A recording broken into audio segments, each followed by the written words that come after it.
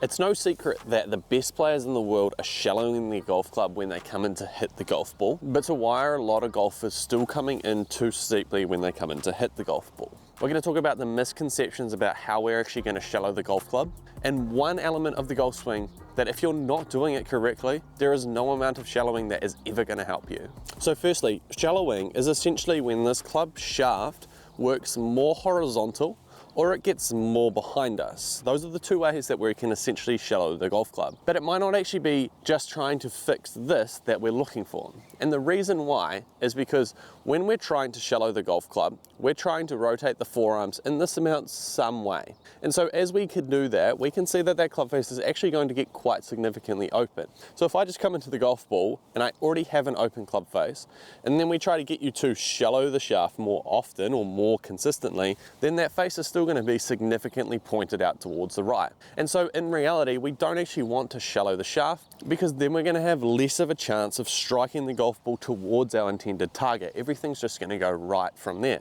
And so what I want us to reference is that when we're in the downswing, if we're in this position here and we see that the grooves are pointing up towards the sky, or that face, that leading edge is fanning wide open, we can't try to shallow it, and we're most likely going to then swing over the top to try to square the club face up.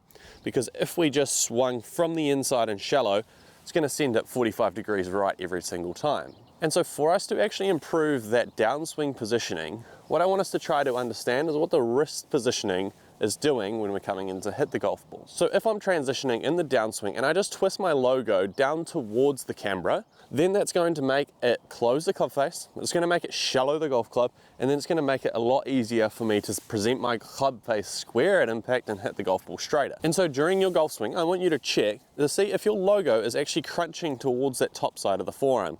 Because as soon as we start to see that, we're going to see that club shaft get way too steep, and it's going to make it so likely that you're going to cut across there and not be able to shallow the golf club. Now the easiest way to check this and improve it is just by grabbing some sort of card, and with that card we're going to actually place it in between the glove. Now what's going to happen is if we do cut that lead wrist, then you're going to see that that card's going to bend, and so instead what we want to try to create is some movement actually away from that when we're coming in to hit the golf ball. So we're going to now hit some with the card in it, trying to create that positioning that we're looking for. And now if we wrap this up all into one small recap, we're just going to focus on the fact that when the best players in the world are shallowing the club shaft, they're doing it naturally because their club face is actually already in a good positioning. As soon as we start to see that open club face, by the time we reach impact, if it's wide open, there's no amount of shallowing that's going to fix that. And so instinctively, we're going to purposely try to come over the top just so that we can try to square the face up. And so in order for us to improve that, it's most likely because the wrists are cupping in transition. And so what I want us to feel is I want this logo to be twisting more towards the camera. So instead of it going towards you, I want it going away from you. And the easiest way to do that is just by grabbing some sort of card and placing it in the glove just like this, which will give you a reference as to what that wrist is doing when it comes in to hit the golf ball. Now obviously this is not everything, but it is a very good place to start. Now if you've made it this far in the video, you're probably going to enjoy this one here as well.